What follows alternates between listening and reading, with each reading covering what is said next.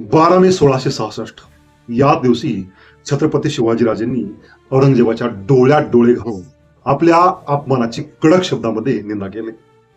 आणि याच दिवशी औरंगजेबाच्या दरबारामध्ये मोठ्यात मोठे सरदार, जमीनदार हे सर्व छत्रपती शिवाजीराजेंना कठोरात कठोर शिक्षा करा, म्हणजेच अगदी मृत्यू दंड द्या असं म्हणत होते.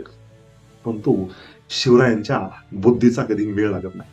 पुढील 15 दिवसामध्ये या सर्वांवरती राजेंनी काय जादू केली माहित नाही.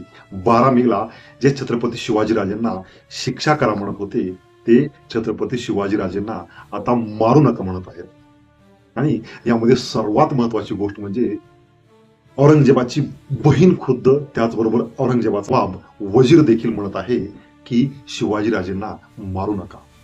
म्हणजेच 12 मेला जे लोक छत्रपती शिवाजीराजेंचे शत्रू होते ते पुढील 15 दिवसामध्ये मित्र झाले आणि औरंगजेबाला विनवणी करत आहेत की शिवाजीराजेंना काही करू नका, त्यांना मारू नका.